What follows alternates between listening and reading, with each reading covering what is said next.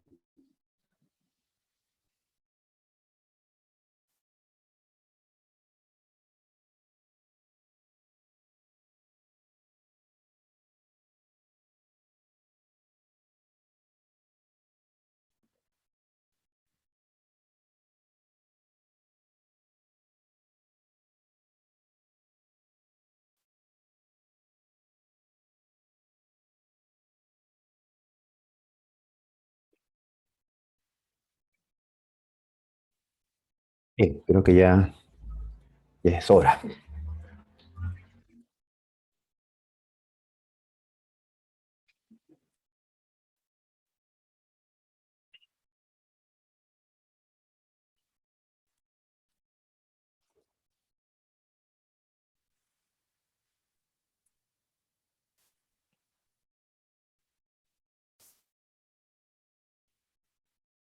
¿Qué tal, chicos? ¿Cómo están?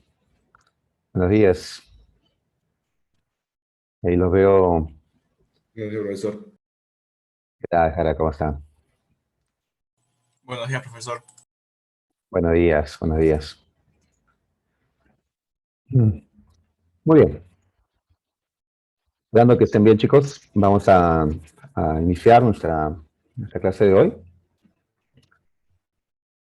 A ver, ¿están ingresando todavía algunos chicos?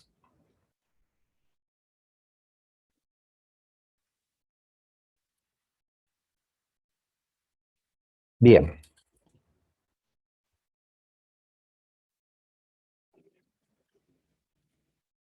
Muy bien, muchachos. Entonces, iniciamos de esta manera. El tema que vamos a tratar el día de hoy es Mesopotamia. Ujú. Listo.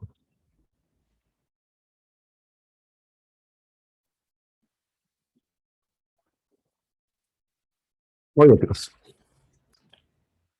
Ya que hemos estudiado la semana pasada al hombre primitivo, a la comunidad primitiva, vamos a empezar a partir de hoy de hablar vamos a hablar sobre civilizaciones, sobre altas culturas.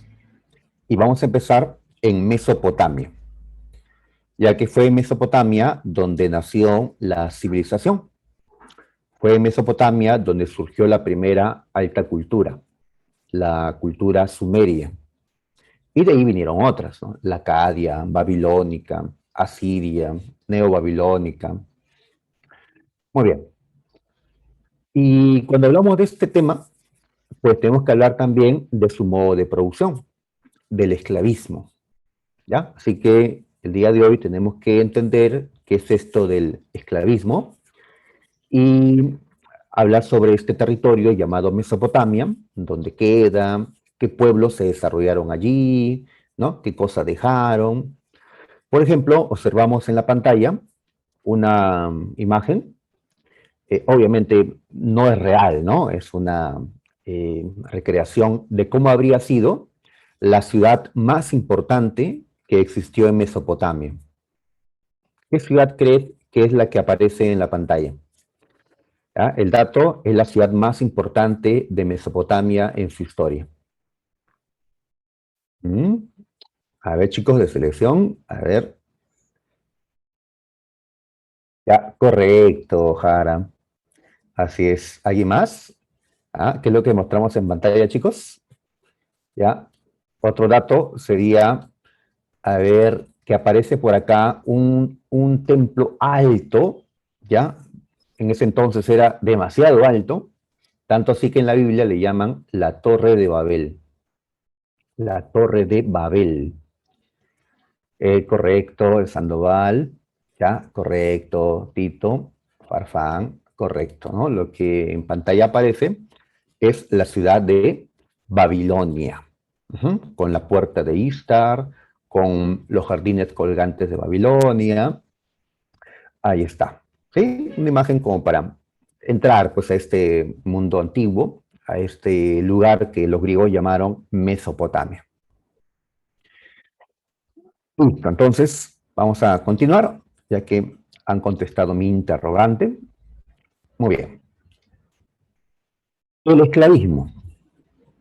A ver, dijimos la vez pasada, ya en la primera clase inclusive, que Carlos Marx en el siglo XIX y dentro de sus ideas sobre el materialismo histórico, había dividido la historia de la humanidad según su modo de producción.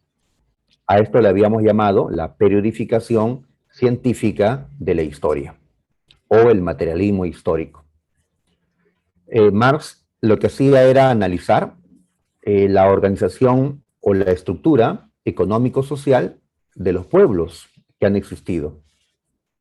No fijarse tanto en fechas o en acontecimientos políticos, sino en el análisis sobre la estructura económica de las sociedades. A esas estructuras económicas de las sociedades se le ha llamado modo de producción, ¿ya? Modo de producción. Entonces, lo que Marx nos señala es que a lo largo del tiempo, las sociedades han presentado diversos modos de producción. 4 clásicos: la comunidad primitiva, el esclavismo, el feudalismo y el capitalismo. Así es, eso que ya nosotros ya sabemos, ¿no? Ya lo hemos revisado, lo hemos repetido la vez pasada y volvemos a repetirlo, pues, para que se nos quede. Muy bien, entonces, estudiamos la semana anterior al primer modo de producción, la comunidad primitiva o el comunismo primitivo, caracterizado por presentar una sociedad sin clases. Y esto debido a que en la comunidad primitiva no había propiedad privada. Muy bien, en cambio ahora hablamos del esclavismo. Y al esclavismo lo estamos conceptuando como el segundo modo de producción. El segundo. ¿Ya? ¿Qué diferencia habrá con la comunidad primitiva entonces? Que en esta ocasión sí encontramos sociedades clasistas, tanto Sumeria como Babilonia o Egipto, ¿no? Grecia, Roma, todas sociedades esclavistas, pues van a presentar clasismo o estratificación social, como vamos a llamarle mejor. ¿Ya? ¿Y por qué esto? ¿Por qué sí van a haber clases sociales en estas sociedades esclavistas? Porque ahora sí, un elemento característico de este tiempo y hasta el día de hoy es la presencia de la propiedad privada. La propiedad privada, que surgió a finales del Neolítico y que ahora pues marca la existencia de estas sociedades clasistas.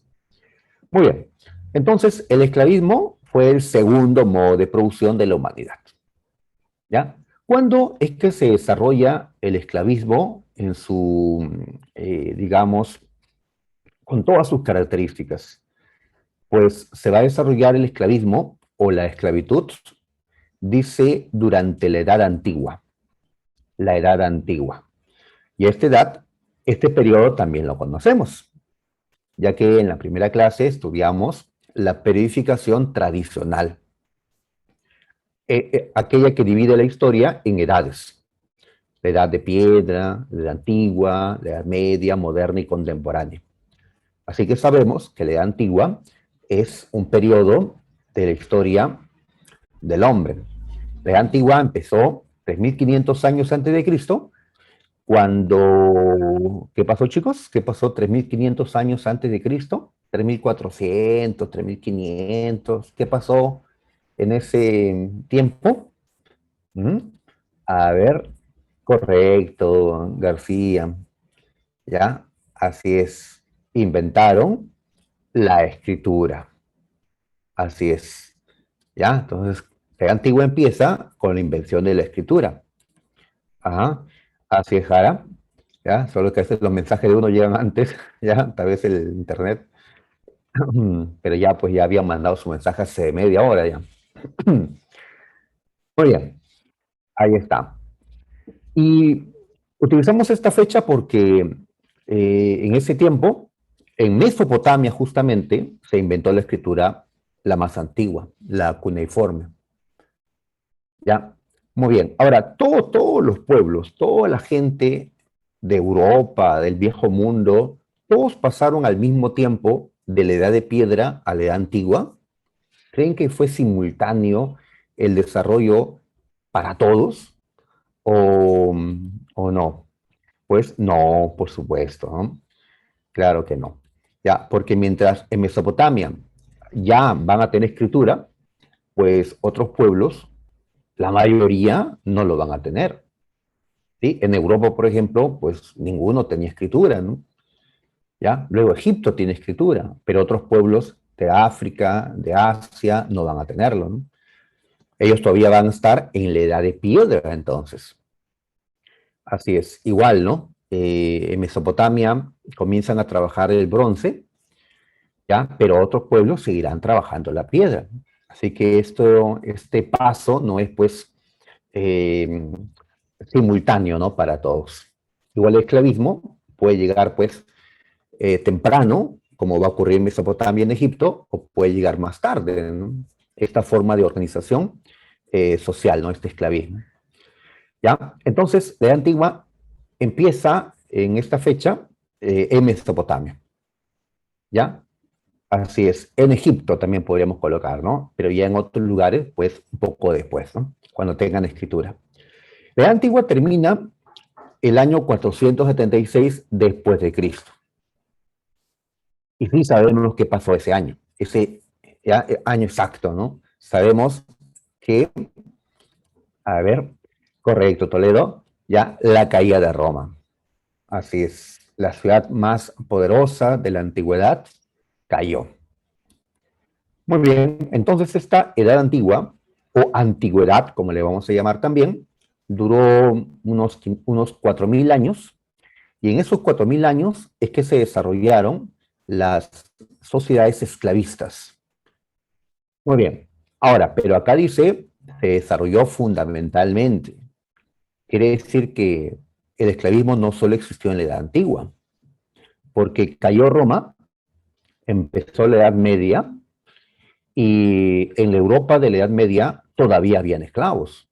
Inclusive terminó la Edad Media, empezó la Edad Moderna y todavía existían esclavos. Tal vez ya no tanto dentro de Europa, pero sí en las colonias que tenían los europeos, en tierras americanas, en tierras africanas, asiáticas.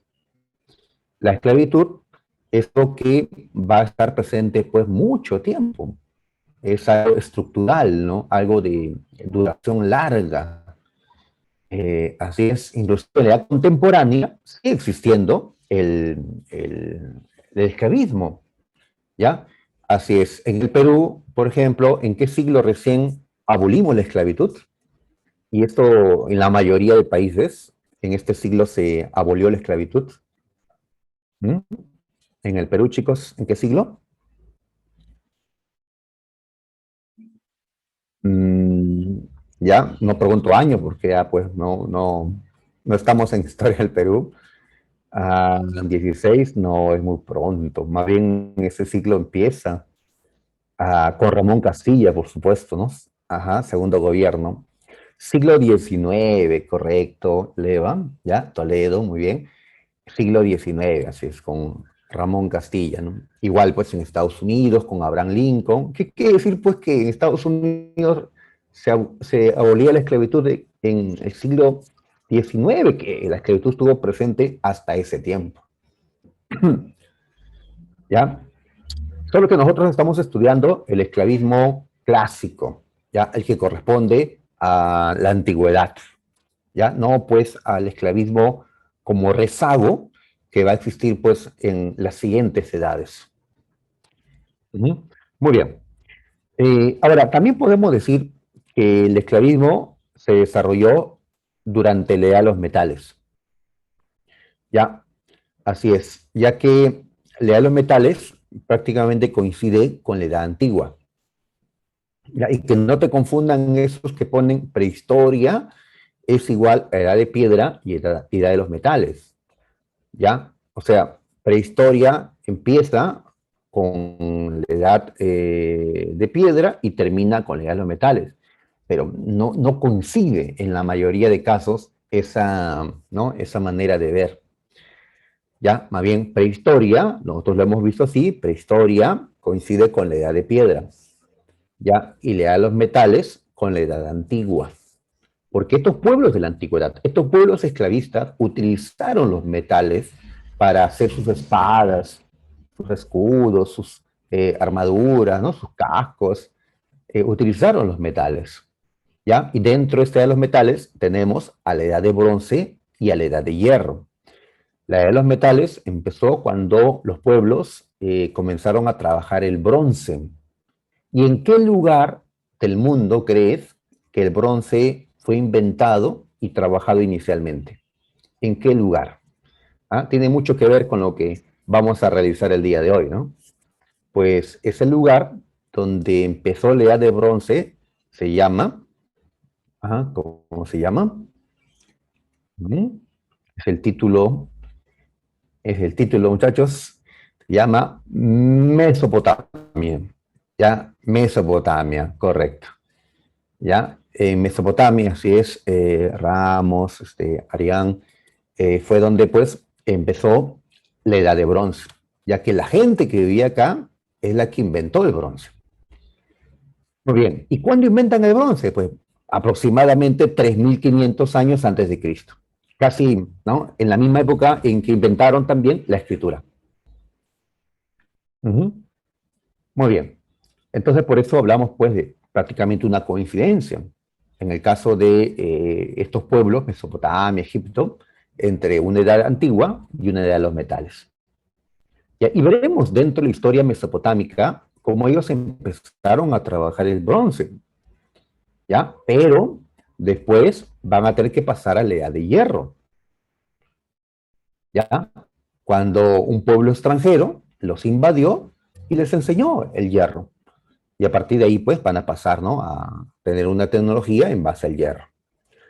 ¿Ya? Siguiendo a Christian Thompson, aquel que creó esta periodificación tecnológica, pues tenemos tres niveles tecnológicos: la edad de piedra, la edad de bronce y la edad de hierro. ¿Ya? Muy bien, entonces cuando hablamos de esclavismo, las civilizaciones, pues tenemos que dejar atrás la edad de piedra, ¿no? Tenemos que ubicarnos en la edad de bronce, ¿sí? Y en la edad de hierro, pues, se desarrollan las más grandes sociedades esclavistas. Muy bien, muchachos. Ya, entonces, estamos ubicándonos, pues, ¿no? En qué periodos, en qué lugares, para, pues, no perdernos. Muy bien. Así es, los hititas, correcto, Toledo, son los que empezaron a trabajar el hierro. ¿Ya? Si los sumerios crean el bronce, pues los hititas son los que empezaron a trabajar el hierro. Son los que dan inicio a estas edades de metales. Muy bien. ¿Cuáles son las características del esclavismo, de este modo de producción esclavista? Pues decimos que una característica es la propiedad privada de los medios de producción. ¿Ya? Cuando colocamos esto en los medios de producción, estamos diciendo que No nos referimos a si eres propietario pues de algo, ¿ya? Algo personal, algo de tu uso común. Estamos refiriéndonos a medios de producción. Y como estos pueblos son agrícolas mayormente, el principal medio de producción va a ser la tierra, porque con la tierra es que nosotros obtenemos alimentos, ¿ya? Entonces, en el tiempo del esclavismo, la tierra va a ser propiedad privada, ¿ya? No como a inicios del Neolítico, en que la tierra, pues, era de uso colectivo. Ahora no, ahora es propiedad privada, ¿ya? Y así, pues, otros medios de producción con el tiempo, ¿no? Los talleres donde se fabricaban, pues, armas y otras cosas. Muy bien, el problema es que también la gente se va a convertir en propiedad privada. La gente, como medio de producción también, va a ser apropiada por un grupo, como estos hombres que aparecen en la imagen. Estos hombres, por cierto, eh, ya los he puesto de una película, Ben-Hur, ¿sí? Tal vez has visto Ben-Hur, la versión antigua, que siempre la veíamos pues en Semana Santa, desde que era niño. Bueno, pues en ese tiempo no había mucho que ver, ¿no? No existía Netflix, no había internet para ver otras cosas, ¿ya? Ustedes tienen pues ah, más opciones que mi generación, ¿no? Este, a la misma edad. Pues ese hombre, ¿qué está haciendo? Pues está remando, ¿ya? Están encadenados a los remos de la parte baja de los barcos y están pues remando, ¿no? Para que un barco romano pueda pues seguir avanzando. Era un barco de guerra, me parece, donde remaba este Ben-Hur. Así que ellos son esclavos, encadenados, remando, remando, pues, hasta que los brazos pues ya no aguantaban, ¿no? Y si no, pues a latigazo, ¿no? Para que sigan trabajando, ¿no? Alguien dirá, profe, yo pensé que los esclavos eran negritos. Y no, no, no son negritos, ¿ya? El feudalismo, me están comentando, pues, el feudalismo lo vamos a estudiar después, y el feudalismo va a tener ciertas características que van a diferenciarse del esclavismo. En común, que tienen el esclavismo y el feudalismo, y también el capitalismo, que hay propiedad privada, ¿sí? Hay propiedad privada, ¿no? Pero pues hay clasismo también, ¿no? Pero hay otros elementos que van a ser diferentes. En el feudalismo, la mayoría de trabajadores no son esclavos, tampoco son libres completamente, están en una posición intermedia, se les llama siervos de la gleba. En cambio, en el esclavismo, pues, claramente, estos hombres son propiedad privada, la mayoría de ellos, ¿ya? Eh, claro, así es. Lo que pasa es que, a diferencia de los esclavos de la Edad Moderna, de esos esclavos que los españoles trajeron, por ejemplo, al Perú, ¿ya? En tiempos del virreinato, cuando nos invadían nada más. En ese tiempo, la esclavitud quedó restringida a la población africana. Los blancos ya no eran esclavos, ¿no? En cambio, en la antigüedad que estamos estudiando, allí pues la esclavitud no era una cuestión pues de raza, que si eres de raza negra eres esclavo, ¿no? No, acá cualquiera podía ser esclavo. Eran tiempos de guerra y los prisioneros de guerra pues eran convertidos en esclavos, ¿ya? Tú podías ser moreno y tu esclavo podía ser pues gringo de ojos azules, ¿no? Igual era tu esclavo, ¿no? O esclava, ¿no? Ya los chicos están soñando con una esclava una rubia esclava, tranquilos. Entonces, no importaba acá pues la cuestión de la piel, ¿no? Sino pues la guerra.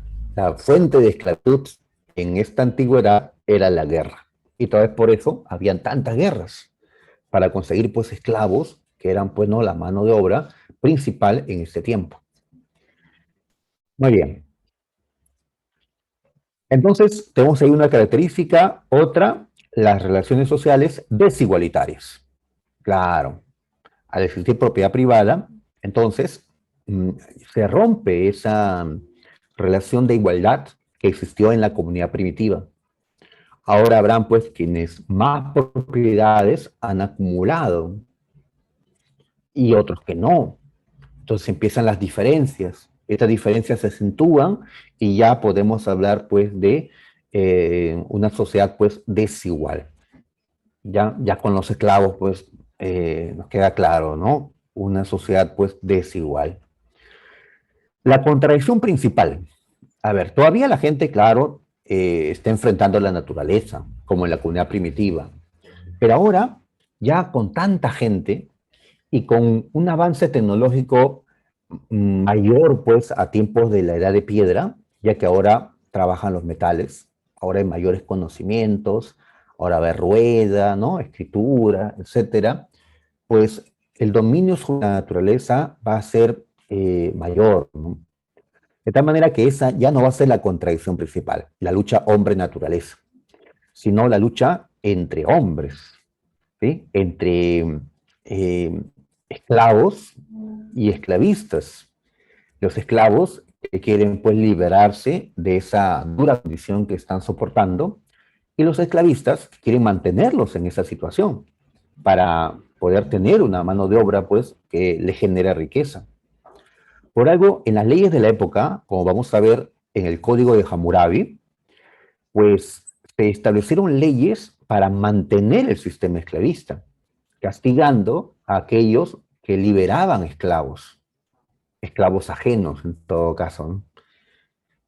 Así que esclavos esclavistas es la contradicción principal. O entre esclavistas, ¿no? Entre élites, entre gobernantes de distintos pueblos que se van a enfrentar, ¿sí? Para esclavizar pues al pueblo del otro, ¿no?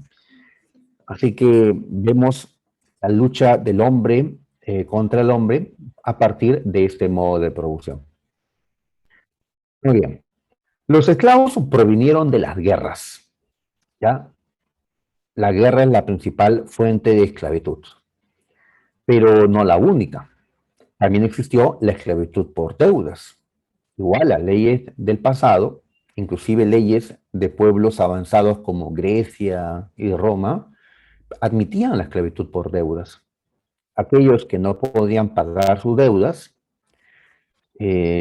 porque les fue mal, porque no tienen bienes, porque los intereses eran muy elevados, pues aquel deudor que no podía pagar su deuda terminaba siendo esclavizado. Y si la deuda era grande, no solo él, ¿no? Toda su familia era esclavizada, ¿no? Su mujer, sus hijos, ya que en el pasado se consideraba pues que la mujer, los hijos, pertenecían al hombre, al padre, ¿no?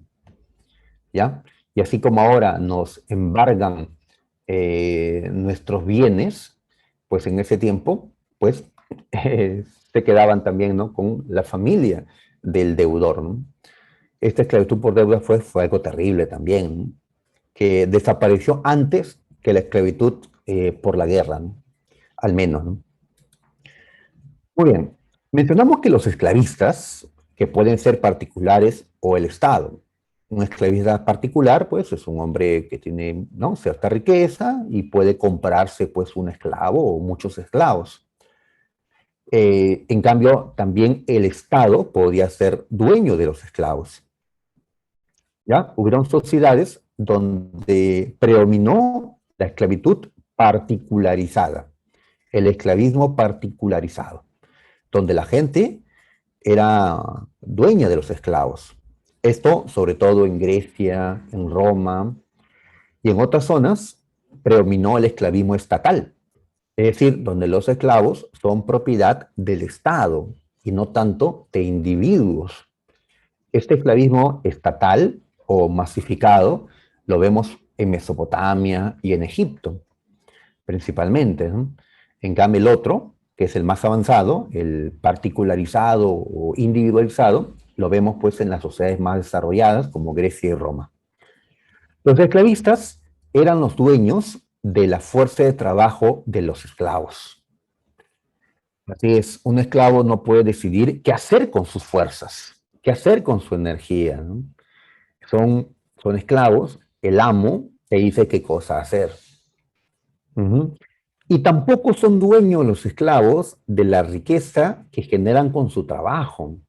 El dueño de esa riqueza es el amo, ¿ya? De tal manera que una persona que tiene, ¿no?, riqueza podría ver como negocio comprar esclavos.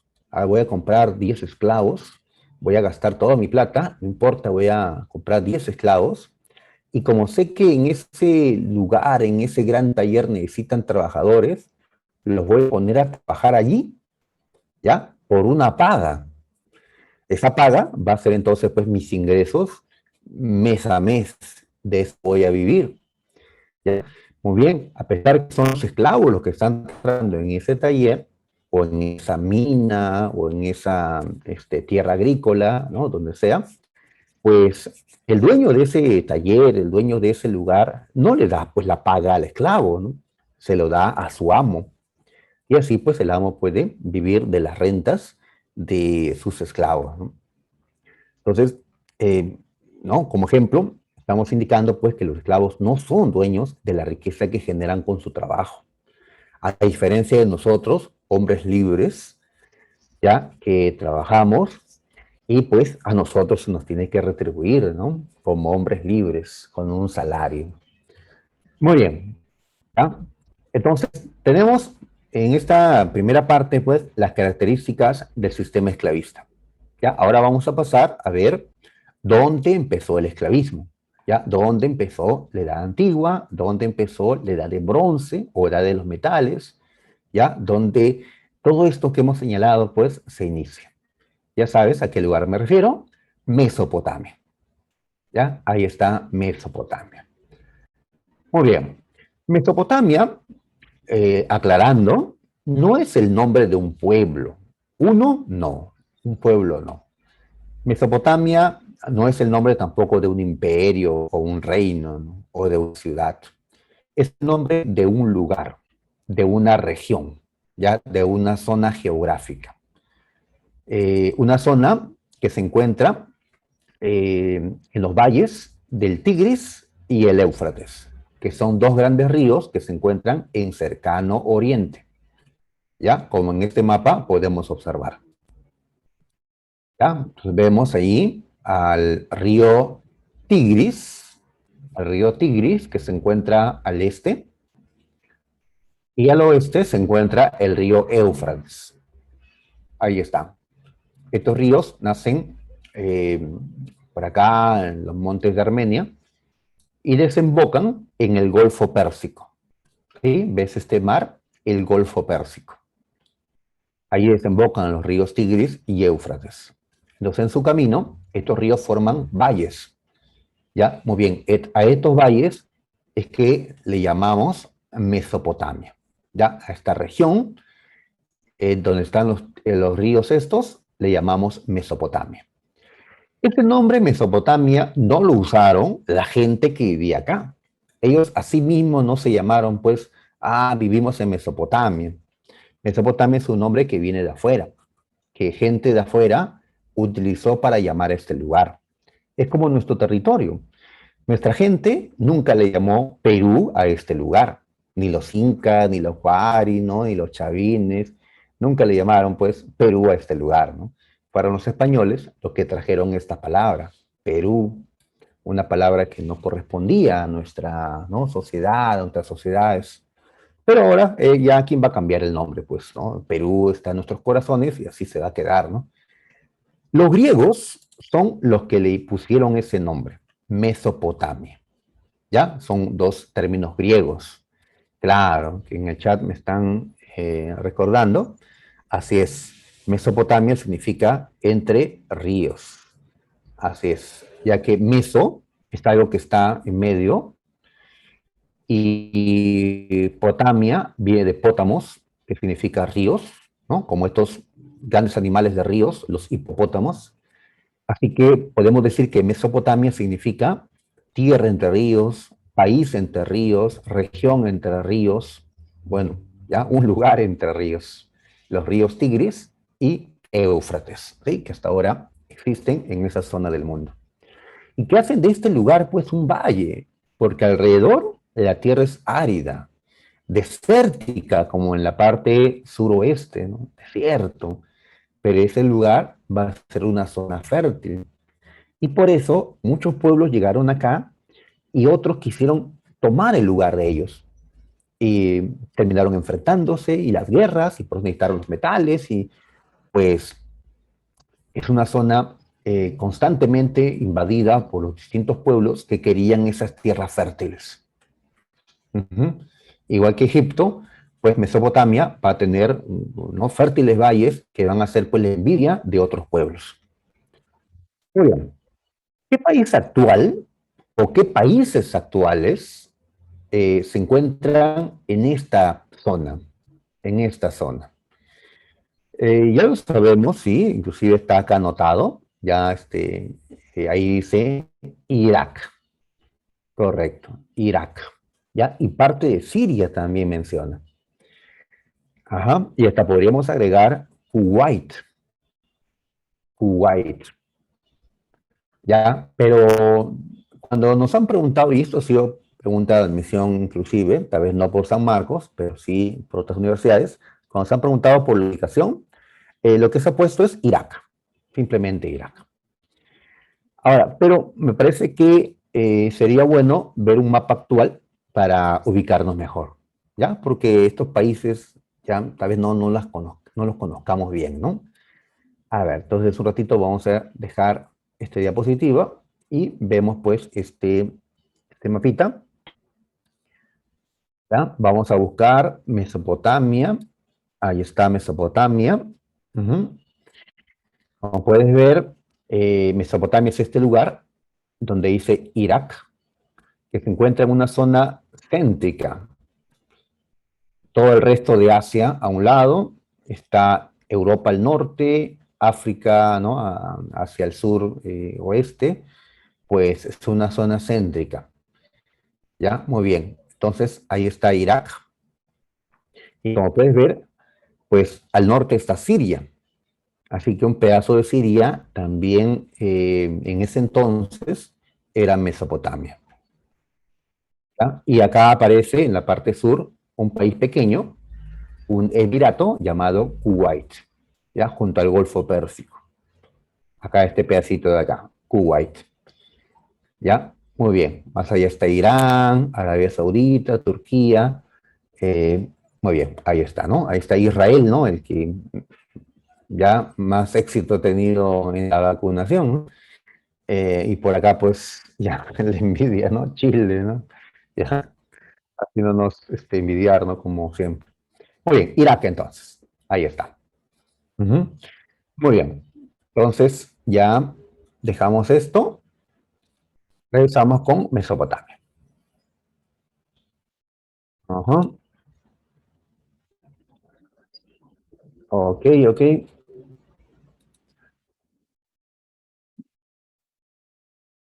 Listo. Entonces ya tenemos la ubicación. Ahora, también hay otra manera de llamarle a este lugar.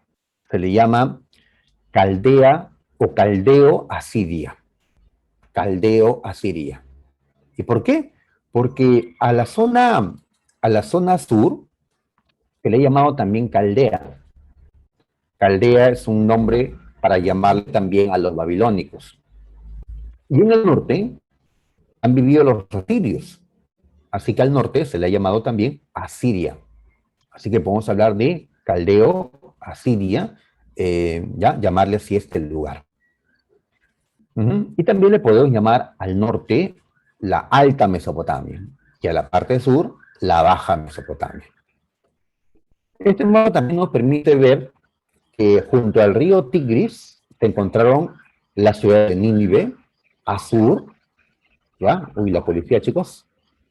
La ciudad de Akkad, ¿ya? Y junto al río Éufrates, la ciudad de Mari, Babilonia, la más importante de todas estas ciudades, Uruk, Ur, ¿ya? Un poquito más allá, Lagash, ahí está, ¿no? Entonces, para tener en la mente, pues, ¿no?, las ciudades principales, ¿ya? Ahí está, ¿no? Ur, Uruk, Akkad, Babilonia, Asur, Nínive, son ciudades que tenemos que recordar, ¿ya?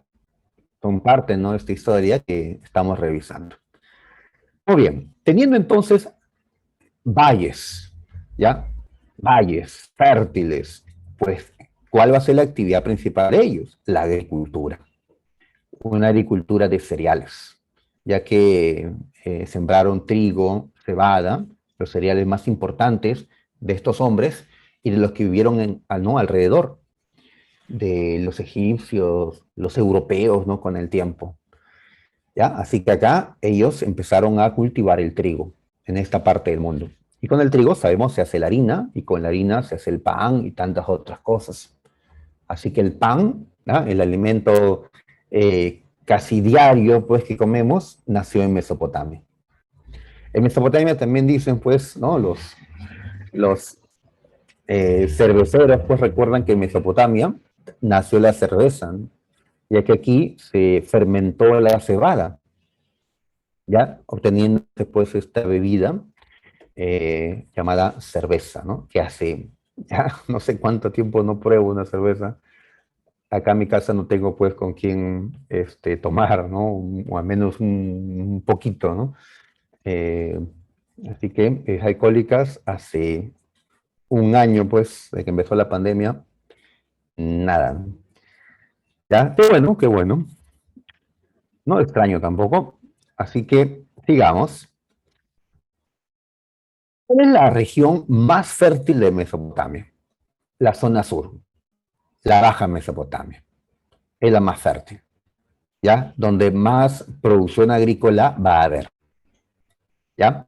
Ahora, no es solo pues que el río, la propia naturaleza haya generado pues tierra, ¿no? adecuada para la agricultura. Ellos van a trabajar construyendo canales de regadío, construyendo muros de contención, ¿no? Para contener la bravura pues del río cuando crece, o represas, ¿no? Donde pueden almacenar el agua, pues van a tener una tecnología hidráulica los hombres de Mesopotamia.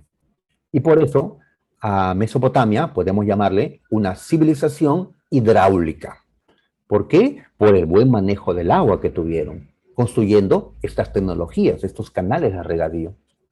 Una civilización hidráulica, ¿ya? Para tener más tierras de cultivo, para tener pues más cereales, una población más grande y construcciones, ¿no? E imperios también pues que llaman la atención. Bien, en la zona norte, más bien la ganadería de ovejas va a ser, digamos, lo principal, ¿no? En la economía. Y en la zona sur, la agricultura. Y como estaba en una ubicación intermedia, veíamos, ¿no? En medio de todo, pues el comercio internacional también va a ser importante, ya que por acá van a pasar los comerciantes, mercancías, que iban pues de Europa a Asia, de Asia a Europa, ¿no? A África, etcétera. Así que por ser una zona de paso obligatorio, pues el comercio va a tener también desarrollo. Muy bien. Fue una sociedad estratificada, ¿ya? Es un término que utilizamos en vez de clasista, en vez de ser una sociedad clasista. Y ya vimos por qué, ¿no? Por la presencia de la propiedad privada. Una sociedad esclavista, ¿no? Ya lo sabemos.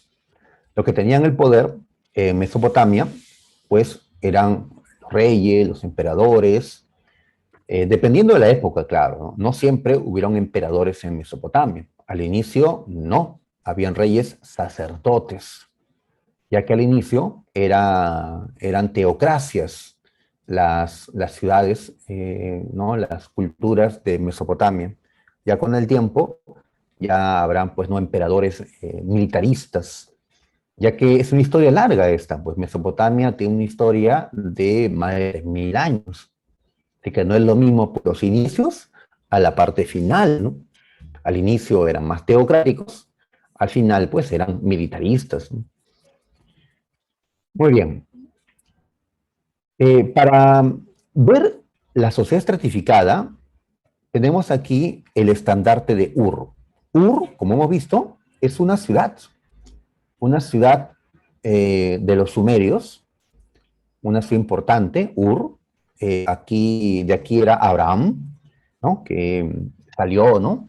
Llamado por Dios, dice la Biblia. Ur, una ciudad de Mesopotamia que está al sur, Entonces he encontrado allí este estandarte. ¿Saben lo que es un estandarte, no? Un estandarte. ¿Ya? Muy bien. Con estas imágenes. Esta imagen vino en una pregunta de la Universidad de San Marcos. Y en base a la imagen, San Marcos nos preguntó qué tipo de sociedad era la que se encontraban en Mesopotamia. ¿Ya? Y no aparecía el término esclavista como para marcar eso. Muy bien, ¿qué es lo que vemos aquí? Que en la parte superior hay gente que está bien sentada, ¿no? Como nosotros, como nosotros. Pero no estamos sentados por la actividad que estamos realizando, ¿no? No porque, pues, tenga mi trono como este hombre que está allí, ¿no? Porque este hombre, de mayor tamaño que el resto, ya, sentado, aparentemente bien vestido, con su copa, ya, este que está acá, pues, aparentemente sería, digamos, el gobernante de todos estos, ¿ya? Y los otros que están también sentados serían, pues, sus dobles, ¿no? Sus altos mandos, parte también de la élite. Y otros están tocando para ellos, ¿sí? Están celebrando, pues, gente que está atendiéndolos, ¿ya? Muy bien, por acá parece que una abertura. Tal vez por acá eh, pueden recibir a quienes, a los otros, a los que están más abajo. Los que están más abajo, se pareciera que estuvieran llevando animales, como este que está acá, están llevando animales, tal vez para entregarlos como tributo, como ofrenda, como pago a la élite que está arriba. Y los que están más abajo también llevando estos cargamentos, pareciera pues que estuvieran llevándolo para pagar algún tributo, ¿no? Están todos pues en una dirección, ¿no? Y miren cómo los han presentado, ¿no? En un primer nivel, un segundo y un nivel alto. Muy bien, distintos estratos. Y arriba está pues la élite. Entonces, ¿cuál es la respuesta a esta pregunta que viene en San Marcos? Pues que esto nos muestra una sociedad estratificada, estratificada, ¿ya? Un término que podemos, ¿no? Reemplazar por una sociedad clasista, ¿ya? Clasista. Claro, justamente arriba está, ¿no? La élite. Y abajo, pues, los que están, ¿no? Pagando sus tributos. Tal vez no en dinero, como modernamente hacemos, sino pues entregando sus productos, sus excedentes, lo que supuestamente les sobra, ¿no? Algunos animales o cosechas, ahí está. Muy bien, entonces tenemos el estandarte de Ur. Sigamos.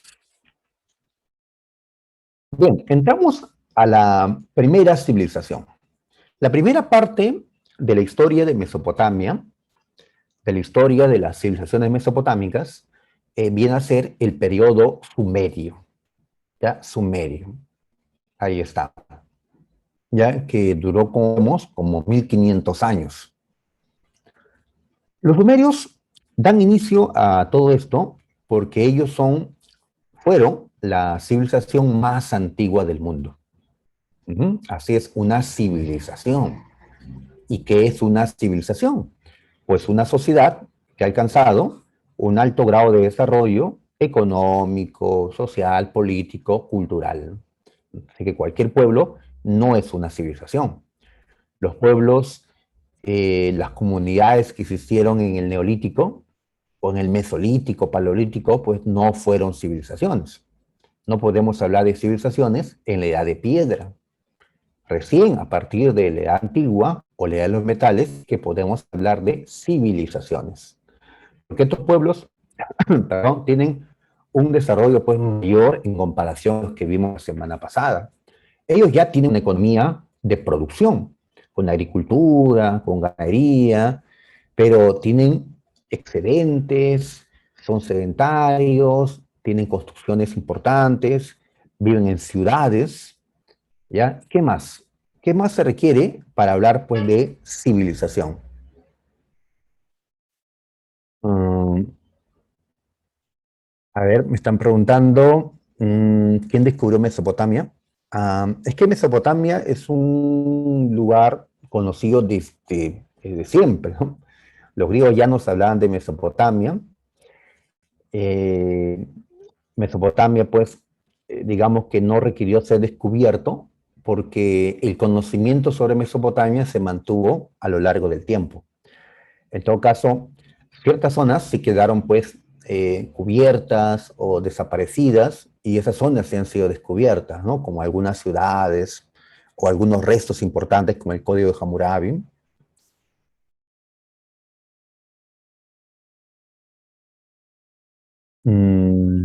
Ya. Preguntaba, ¿qué más se requiere para llamarle civilización a estos pueblos? ¿Ya? Su compañero me dice, cerámica. Ya, está bien. Pero ese criterio de que tengan cerámica es más un criterio utilizado en historia del Perú, para los pueblos del Perú. Para los pueblos del viejo mundo, cuando digo viejo mundo me refiero pues a Europa, Asia y África, a los viejos continentes, viejos tienen la misma edad, ¿no? La Tierra tiene la misma edad en todas partes, ¿no? Pero viejos porque el hombre estuvo primero allí, ¿sí? O allí surgieron las primeras civilizaciones, ¿no? En estos continentes. Sí, hay un elemento importante que es la escritura, ¿ya? Lo que es la cerámica para la historia del Perú, que si no tienes cerámica no te consideran civilización o alta cultura, pues acá es la escritura. Tienes que tener escritura. Si no, eres un pueblo, pues, ¿no? No eres una civilización, no estás civilizado aún. Como los sumerios son los que tuvieron la primera escritura, pues a ellos los consideramos la primera civilización. Ahí está. Y la escritura, la estamos viendo, ahí está la escritura.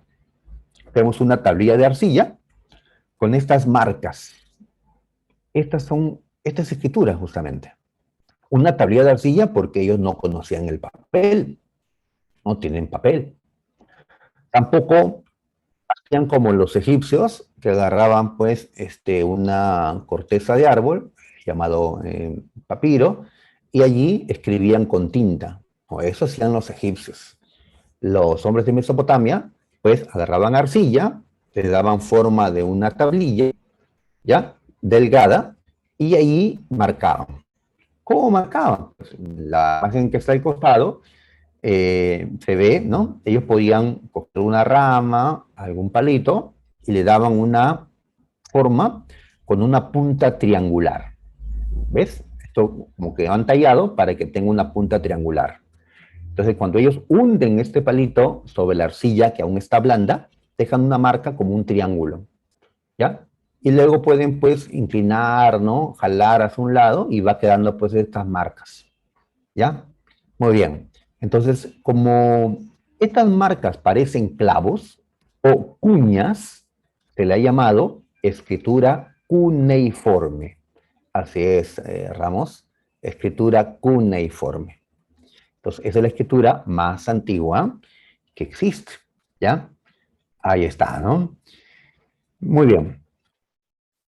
Los sumerios construyeron varias ciudades, ¿ya? Varias ciudades, ¿no? 10, 20, 30 ciudades. Y lo característico es que cada ciudad era independiente de las otras. Es decir, por más que todos ellos eran sumerios, compartían una cultura, compartían la escritura, compartían la lengua, creencias, ¿no? Dioses, pero a pesar de eso, cada ciudad fue independiente en lo político. Cada ciudad tenía su propio rey, sus propios soldados, sus propias leyes, su dios, pues, ¿no? Predilecto, ¿ya? Entonces, cada ciudad era autónoma. Y cuando eso ocurre, le llamamos ciudades-estado. Le agregamos el término estado para indicar que una ciudad era totalmente autónoma en cuestiones políticas, en comparación a otros. ¿Qué tenían en común con las demás ciudades? Ah, compartían la misma cultura. Todos eran sumerios. Pero, pues, en cuestiones políticas, cada ciudad era independiente. Lo mismo le va a pasar a los griegos más adelante, o a los fenicios. Ninguno de ellos llegó a unirse y crear un solo gran reino. No. Bueno, digamos, eran teocracias. San Marcos nos preguntó, no hace mucho, nos preguntó, ¿y eso qué significa? ¿Qué significa teocracia? Pues teo se refiere, ¿no?, a Dios o a los dioses, y cracia, autoridad, gobierno, poder. Pues decimos que hay teocracia cuando en una sociedad o en una ciudad-estado como estas, el poder era ejercido por un sacerdote, vamos a llamarlo así, sacerdote, o por una casta sacerdotal, como anotó la Universidad de San Marcos en la respuesta, una casta sacerdotal. Como vemos, tanto en la historia del mundo como en la historia del Perú, ya siempre la teocracia caracterizó pues a estas primeras civilizaciones. Igual que en el Perú, ustedes han hablado pues Sechín, de Chavín, ¿no?, de Caral, inclusive pues han mencionado la teocracia. Igual hacemos nosotros, ¿no?, con los sumerios, con los primeros egipcios, teocracia. ¿Ya? Entonces ellos tenían un rey sacerdote. Y este tenía el nombre de Patesi o Ensi en el idioma de ellos. Muy bien, el aporte más importante, la escritura. Cuneiforme. Cuneiforme. Ahí está. No vais a confundirla con la escritura payariforme, que ni siquiera es una escritura, ¿no? Es una hipótesis de que los moches tuvieron una escritura, marcas en payares, pero eso no ha sido demostrado, ¿no? Es cuneiforme, ¿ya? Ah, ya. Muy bien. Otra pregunta que nos hacemos es, ¿y por qué se creó la escritura? ¿Por qué fue necesaria la escritura? Actualmente ustedes estarán escribiendo menos, ¿no? Menos que en tiempos normales, ¿no? ¿Ya? La contabilidad, ya, claro, hay que llevar cuentas. Y cuando hacemos contabilidad, no solo se requieren, ¿no?, de signos numéricos, sino también, pues, de escritura en sí, porque tenemos que registrar, pues, ya, esta cantidad, ¿quién lo entregó? Lo entregó tal, o de tal pueblo vienen, o tal cosa entregar. Necesitamos registrar y nuestra memoria no va a poder, pues, almacenar, ¿no?, recordar tanto. Así que fue, sobre todo, una necesidad que tenía el Estado, y dentro del Estado, la élite que gobernaba, de registrar todo lo que estaba produciendo ¿no?, en los arreos de la ciudad y todo lo que la gente estaba entregando como tributo. Tiene que haber orden, era necesario, pues, la escritura. Claro, esto tendrá una utilidad, pues, para diferentes cosas, ¿no? Para la ciencia, para la religión, para las leyes, ¿ya? Muy bien. Pero en principio decimos que la escritura surgió ante la necesidad de la élite, ¿sí?, de los grupos de poder, de registrar la producción y la tributación. Muy bien. Ya hemos dicho que utilizaron tablillas de arcilla como soporte para la escritura, ya que no conocían el papel. El papel, pues, se inventó en China todavía tiempo después. Y esta escritura ya se puede leer, ya. Estas marcas que están acá probablemente no sean marcas hechas al azar, sino que tengan algún significado. Lo que está acá, de todas maneras, ¿no? La imagen, la primerita, eh, pero pues yo no sé leer esto, ¿no? Esto es la escritura más antigua y por tanto será pues muy complicada, ¿no? Henry Rawlinson fue el inglés pues que inició, ¿no?, el desciframiento de la escritura cuneiforme. Gracias a que se ha podido descifrar esto y que se han hallado un montón de estas tablillas de arcilla con estas marcas, es que podemos saber mucho de la historia de Mesopotamia. Quiénes fueron sus gobernantes, ¿no?, las guerras que se dieron, las acciones que se tomaron, porque está en tablillas de arcilla anotado, está allí, ya en tablillas de arcilla. Lamentablemente, las guerras que ha tenido Mesopotamia, me refiero a las guerras posteriores sobre todo, las guerras de nuestro tiempo, como la guerra del Golfo Pérsico de 1991, o la guerra de Irak-Irán, ¿no?, años atrás, o la invasión de Estados Unidos a Irak en el año 2003, el terrorismo, ¿no?, que se desarrolló en esta zona, con Al Qaeda, con ISIS, pues generando destrucción, a también generar un daño a la historia, a la arqueología, al destruirse pues fuentes importantes para el conocimiento del pasado. Y conocer este lugar es importante, ya no solo porque tengo que aprenderlo para un examen de admisión, ¿no? Sino porque aquí están los orígenes de la civilización. Y pues tendremos que proteger, ¿no?, estas cosas. Lamentablemente, pues, hay intereses petroleros en la zona que generan, pues, guerras, ¿no?, en ese lugar. Ya hablaremos de estas guerras, pues, ya, ¿no?, al final del ciclo, ¿no? Es casi lo último que tenemos que tocar.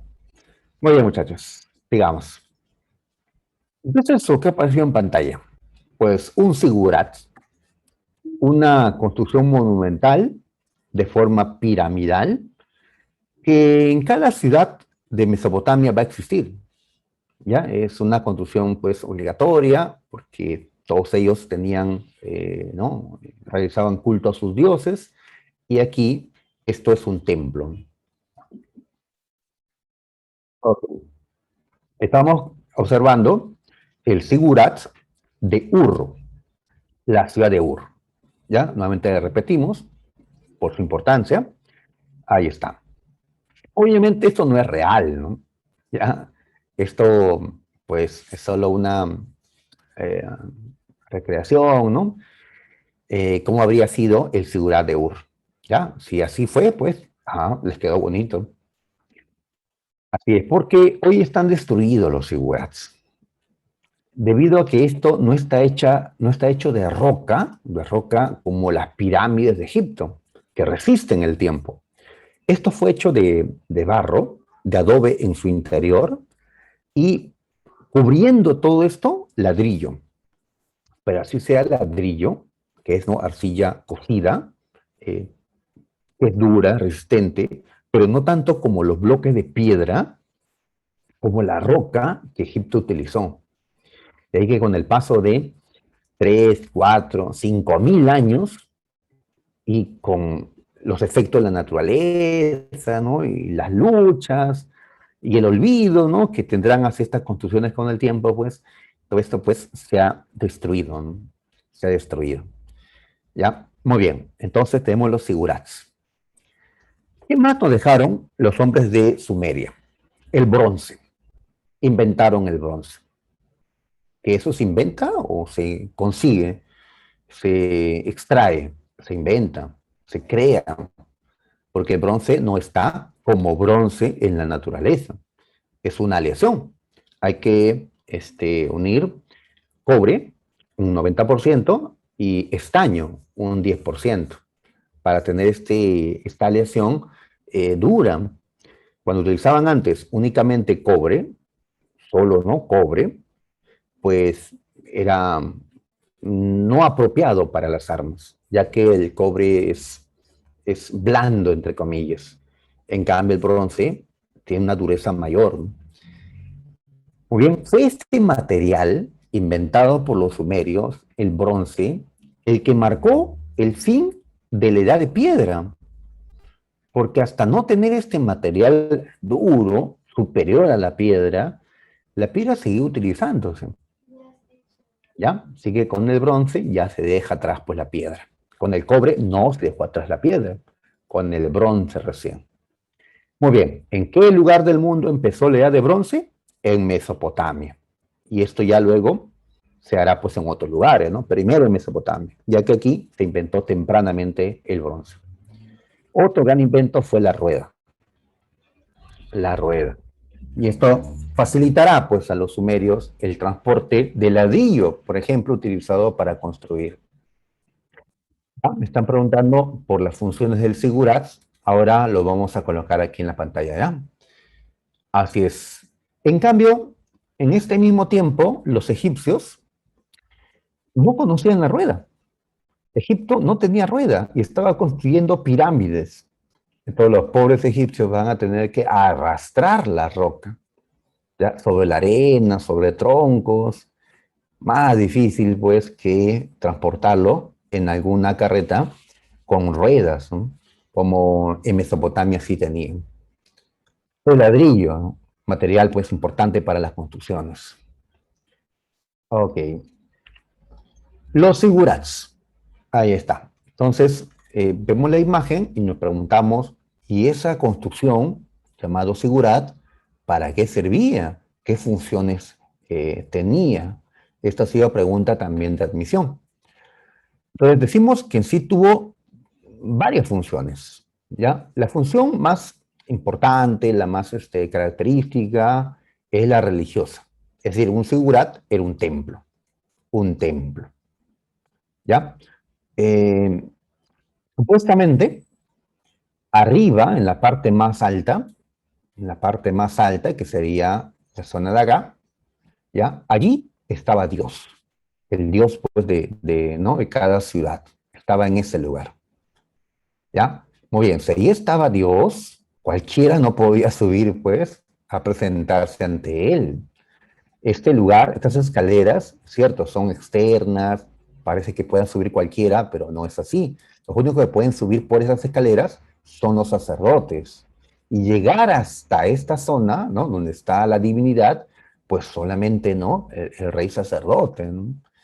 Ya entra y luego sale a decirle a la gente que está alrededor, pues, que ha llegado con sus ofrendas, con sus tributos o excedentes, le dice, pues, que Dios está molesto porque han traído poquito, ¿no?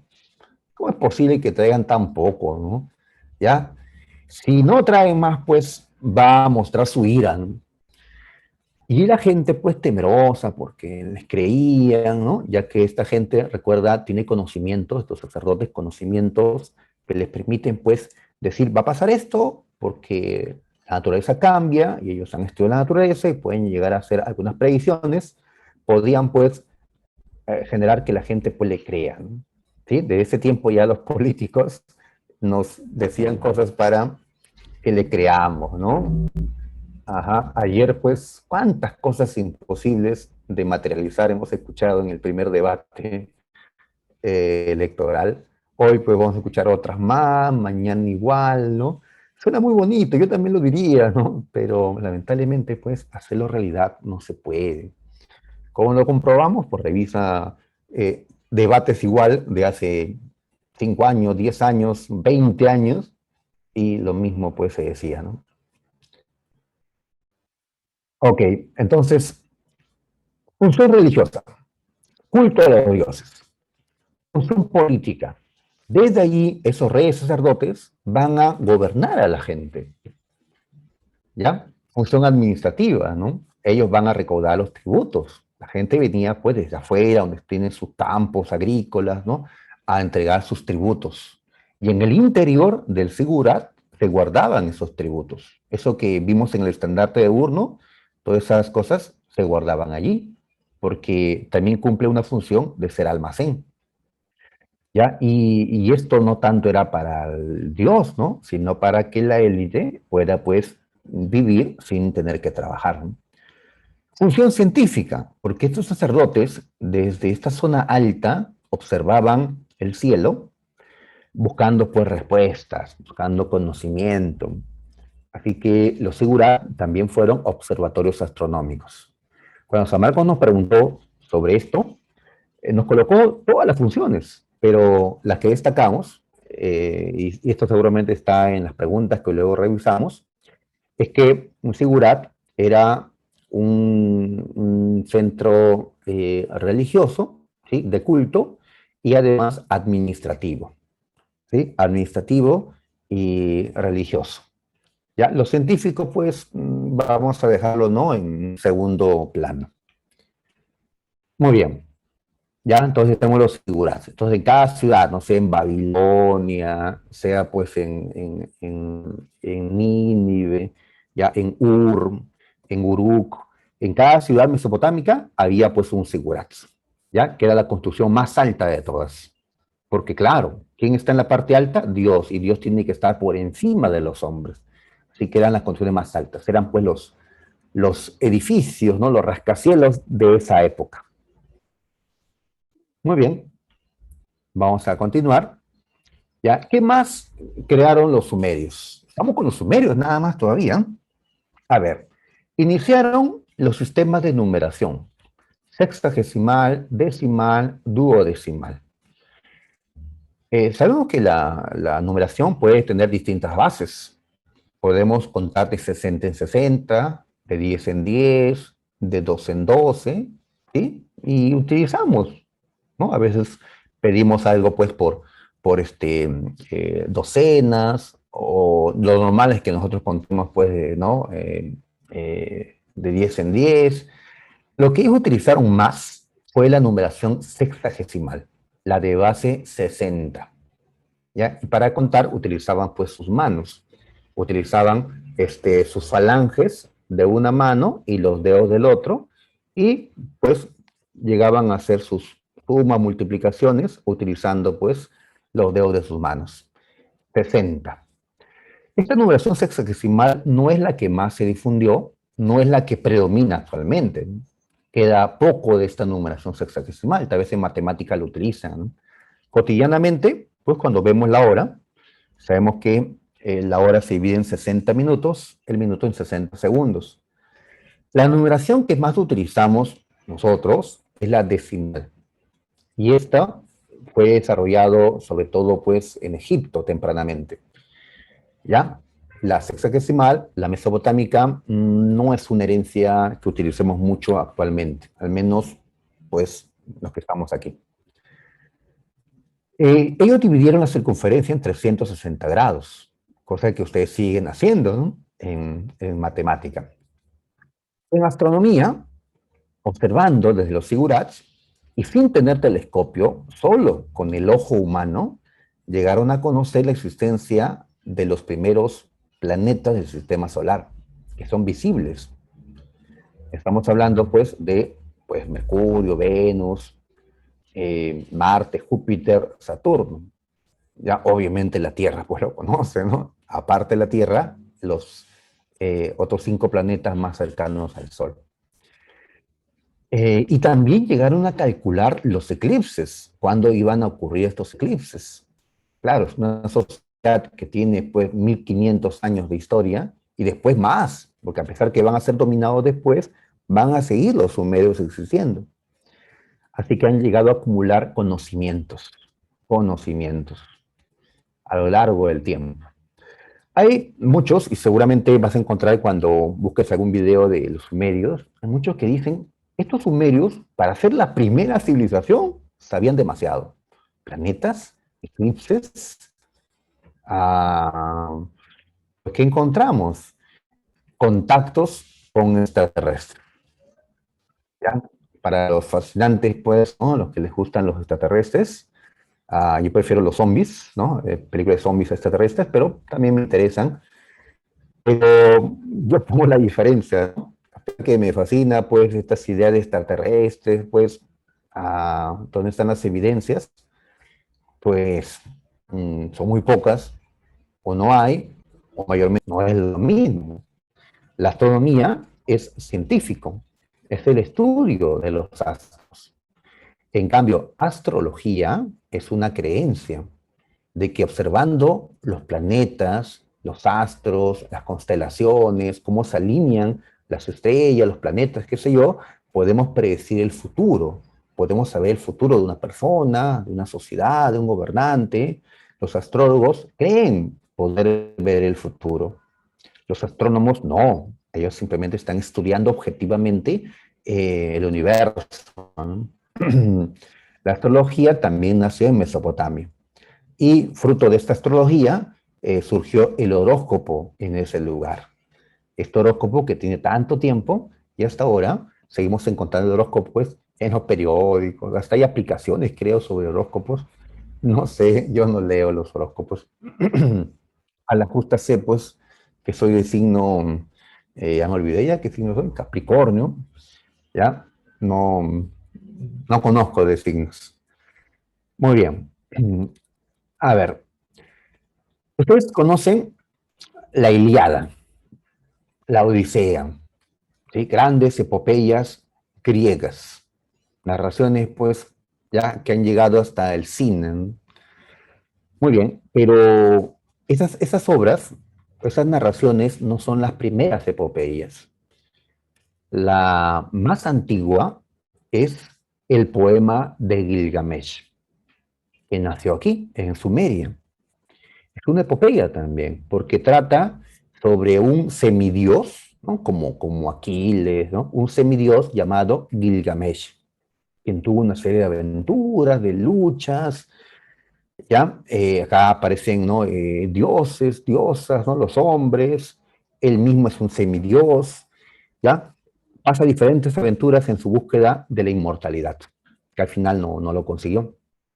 No es que esté buscando las esferas del dragón, pero buscaba la inmortalidad. ¿Cómo sabemos de este poema? Porque se ha encontrado en tablillas de arcilla, ya allá en Nínive, donde estaba la primera biblioteca, se encontraron allí las tablillas que nos informan sobre esta obra, ¿ya?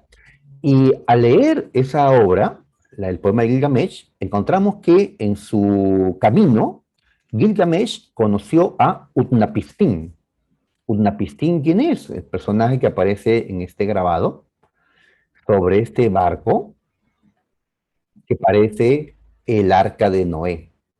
Utnapishtim, cuando Gilgamesh lo conoció, pues era un hombre muy viejo, era quien había sobrevivido al diluvio universal. Él, ¿no? Y su mujer.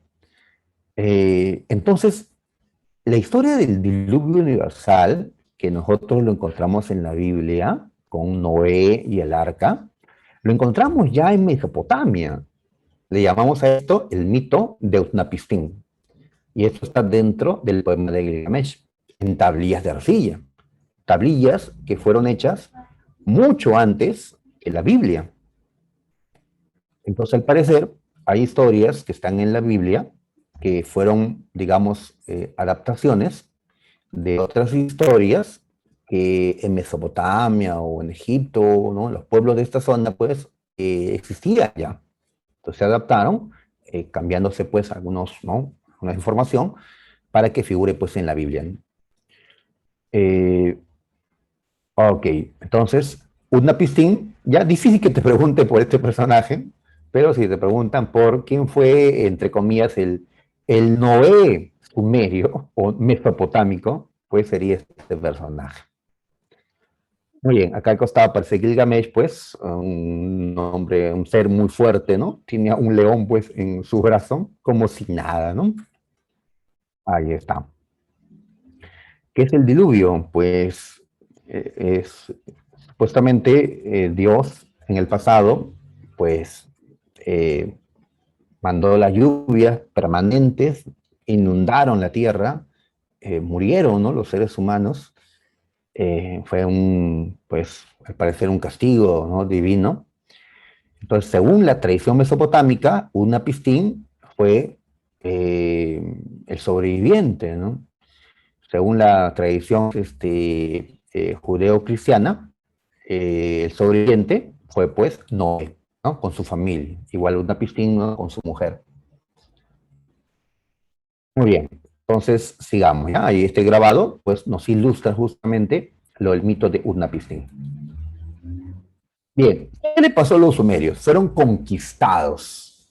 Con el tiempo, los acadios los van a conquistar. ¿Y por qué les llamamos acadios? Porque ellos van a tener como centro una ciudad llamada Akkad.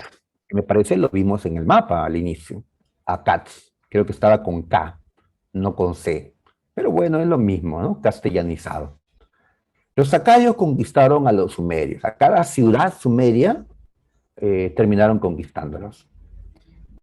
Ajá. Es que los sumerios no eran sociedades o ciudades tan guerreras como los acadios, que sí van a demostrar por ser, ¿no? Los primeros grandes guerreros, digamos, del pasado. El hombre que los conquistó fue Sargón I, Sargón I de Akkad, ¿ya? Entonces, a él se le considera el primer unificador de Mesopotamia. Se le considera el primer emperador de Mesopotamia. Ya su imperio se llama el Imperio Acadio, ¿no? Y por esta imagen nos ilustra sobre este primer emperador. ¿ya? Ellos, por cierto, se dejaban la barba, ¿no? Y si no tenían barba, pues se ponían unos postizos, ¿no? ¿Ya? Los egipcios que no tienen barba, pues siempre se ponían unos postizos, ¿no? Ahí está, ¿no? Muy bien. Pero este imperio, como vemos en las fechas, no duró pues más de 1000 años como ocurrió con las ciudades sumerias, pues 200 años, ¿no? En la última parte, cuando ya no estaba Sargón I, el imperio acadio pues, se debilitó. Internamente, los sumerios, las ciudades, se rebelaban, querían pues la autonomía, la independencia nuevamente. Entonces, debilitado el imperio acadio, terminó siendo pues, vencido por los gutis. Los gutis, ¿ya? Un nombre curioso, por cierto, ¿no? Los gutis. Muy bien, entonces los gutis tomaron Akkad y las ciudades sumerias recuperaron su independencia. Por eso hablamos de un periodo de renacimiento sumerio. Los sumerios regresaron, son independientes otra vez. Y en este tiempo, ¿ya? En este tiempo que van a ser independientes, hasta antes que los conquisten otra vez, pues los sumerios van a tener como una ciudad destacada, otra vez, muchachos, a la ciudad de Ur. Ur. Ahí está. Muy bien. Entonces, Ur llegó a integrar, ahora sí, en este tiempo, los sumerios llegan a integrarse para no volver a ser dominados como en el pasado, y la cabeza va a ser la ciudad de Ur, ¿ya? Y dentro de Ur destacamos a un llamado Urnamo. Urnamo. Este rey es importante, entre otras cosas, por su código de leyes, llamado el Código de Urnamo.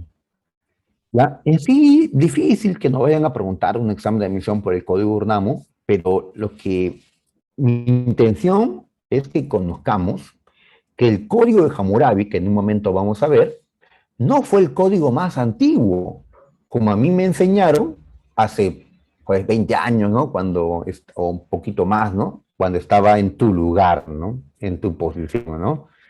Me decían que era el código más antiguo. Pues no es el más antiguo. Como vemos, los sumerios ya tenían códigos, ¿ya? Ya tenían códigos, ya tenían leyes escritas. Muy bien.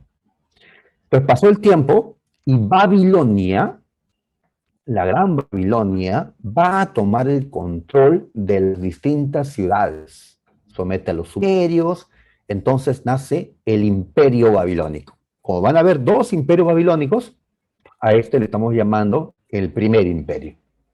El primer imperio. Ahí está, ¿no? Duró, viendo las fechas, duró pues no mucho, ¿no? Ya 250 años aproximadamente. Aproximadamente. Bien, ¿quién es el personaje principal aquí?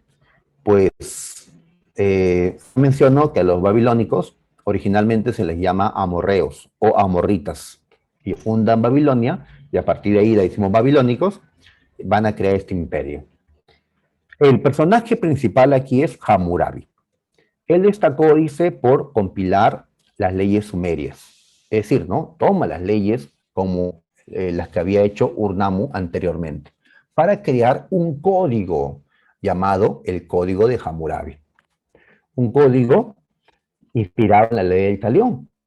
Ahora revivamos la ley del talión, ¿ya? El talión que en la Biblia fue expresada con estas palabras: ojo por ojo y diente por diente. Ya lo vamos a ver también en el Código de Hammurabi. ¿Ya? Este Código de Hammurabi es un código conocido, completo, porque en esta roca que ven al costado, pues Hammurabi mandó tallar las 282 leyes del código. Ahí están tallados en esta gran piedra. Obviamente no vamos a poder leerlos, ¿no? ¿Ya? La imagen es para mostrar a Hammurabi, que está tallado en la parte superior. Ahí está Hammurabi. Chicos, hace un momento, en el estandarte de Ur, el rey estaba sentado y sus súbditos estaban parados. En cambio ahora, ¿por qué el rey está parado y otro está sentado? Ah, porque el que está sentado es alguien superior a un rey. ¿Quién es superior a un rey?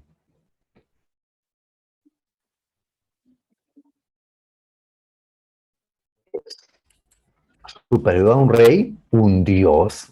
Claro, un dios, chicos, muy bien. Así es, este dios que está aquí se cree que es el dios de la justicia de Babilonia, el dios Shamash, que aparece como dándole algo a Hammurabi. Entonces, interpretamos esto señalando que el Dios de la justicia le entregó las leyes a Hammurabi. Igual que en la Biblia se señala, Jehová le entregó los 10 mandamientos a Moisés en piedra. Igual acá se talló en piedra, ¿no? Muy bien. Entonces, tenemos el contenido del código. Muy bien. Ahí está. A esta piedra, por cierto, se le conoce como la estela de Susa. Estela, porque es una piedra tallada en una cara, y Susa, porque fue encontrado en una ciudad con ese nombre. Muy bien, ahí está. ¿Ya? Antes de continuar con el código, decimos que habían muchos dioses. Cada ciudad tenía su dios favorito. Los sumerios tenían sus dioses. Bien, Hammurabi colocó al dios principal de Babilonia, a Marduk, como el dios central, el dios principal, ¿ya? Convirtiéndolo pues en el dios creador, ¿no?, de lo existente. Así que se centralizó el culto al dios, para de esa manera decir que Babilonia es el centro, ¿no?, de toda Mesopotamia, ¿no? Muy bien. Con el tiempo, cuando ya Hammurabi estaba muerto, el imperio se debilita, problemas internos, rebeliones, también hay problemas con los sacerdotes, que no quieren ser sometidos a la voluntad del emperador, y también los ataques externos. ¿Quiénes destruyeron al primer imperio babilónico? Los hititas. Y estos hititas fueron los primeros en trabajar el hierro. Cuando atacaron a Babilonia, pues tenían armamento de hierro. Tal vez no todo era de hierro, pero tenían una ventaja frente a los babilónicos que tenían armas de bronce. Los hititas fueron un gran reino, pues, del pasado, solo que no se habla mucho sobre ellos, ¿sí? Se han escogido a ciertos pueblos y los demás, pues, no se les ha destacado, ¿no? A los hititas, por ejemplo, indirectamente los conocemos, ¿no? Ahora también lo veremos en la historia de Egipto. Pelearon contra Egipto también en cierto momento. Muy bien. Entonces, fuera de la victoria de los hititas y el saqueo de Babilonia, los hititas van a dar a conocer el hierro a Mesopotamia. Así que en área, Mesopotamia se encuentra ya en una edad de hierro. Y tras el caos que dejaron los hititas, los casitas van a pasar a controlar Babilonia, ya durante muchos años siguientes. Entonces, había caído el imperio en esta zona de Mesopotamia, pero al norte, con el tiempo, va a surgir otro imperio, el asirio. Antes del imperio asirio, hay que hablar un poquito sobre el código de Hammurabi. He seleccionado algunas leyes para, pues, ver sus características. A ver, leamos. Si una persona robó el tesoro del dios, o sea, si entró alguien al Sigurat a llevarse algo que supuestamente es de Dios, o entra al palacio donde está el rey y se lleva algo también, recibirá la muerte. ¿Ya? Mira que no dice todo aquel que roba. No, dice el que le roba a los sacerdotes, el que le roba al rey o a los nobles. Entonces, ¿con esto qué decimos? Que la élite buscaba proteger, pues, sus propiedades, sus intereses, porque no dice todo aquel que roba, sino el que le roba a Dios y al palacio. Si una persona sacó, liberó un esclavo del palacio, será muerto. Entonces, esta ley nos indica que hay esclavos que pertenecen al Estado, están en palacio, y alguien se apiada de ellos porque tal vez lo han maltratado y lo libera, pues esa persona será condenada a muerte. Lo cual nos indica que era un código esclavista. Y si alguien captura al esclavo fugitivo y lo trae de regreso, pues su amo tiene que pagarle una recompensa. Una casada sorprendida con otro hombre, con un amante, se los atará y se los echará al río. No se los está bañando por sucios, ¿no? Se los está matando, porque si te atan y te arrojan al río Éufrates, que es un río bravo, te vas a morir, ¿no? Así que la infidelidad de la mujer casada era condenada con pena de muerte, y también del amante. No todo está condenado con la pena de muerte, pero son leyes más duras que las de ahora, eso sí, ¿no? Propio de una sociedad guerrera, militarista, propio de un imperio que quiere un orden así, ¿no? Rígido, ¿ya? Rígido, lo cual no sé si estés de acuerdo, ¿no? Con leyes extremadamente duras, eh, pues tal vez nos arrepentamos luego, ¿no? De la dureza de las leyes, ¿no? Muy bien, ¿ya? Una mujer, si la esposa no ha sido correcta, si ha derrochado la plata de su esposo, si no ha atendido como debía hacer a su marido, será arrojada al agua también. Pena de muerte a la mujer que no atiende bien a su marido. Ah, imagínate, el grado de machismo que había en ese tiempo. Um, si un hijo golpeó a su padre, se le cortará las manos. Ah, qué drástico, ¿ah? Si hacemos violencia contra nuestros padres. Un hombre libre vació el ojo, le cortó el ojo al hijo de un hombre libre o a otro hombre libre, se le vaciará su ojo. Cuando dice hombre libre, se refiere pues a la gente, digamos, que tiene todo su derecho, la gente totalmente libre. Porque también habían semilibres y habían esclavos. ¿Ya? Entonces, cuando dicen hombre libre, se refiere pues a los que no eran ni siervos ni esclavos. ¿Ya? Entonces, mira, para que se aplique esto del ojo por ojo, si yo te corto un ojo, me van a cortar a mí el ojo. ¿Ya? Para que se aplique, tiene que ser un hombre libre con otro hombre libre. Es decir, misma jerarquía. Si quebró un hueso de un hombre, se quebrará su hueso. Ojo por ojo, hueso por hueso. ¿Ya?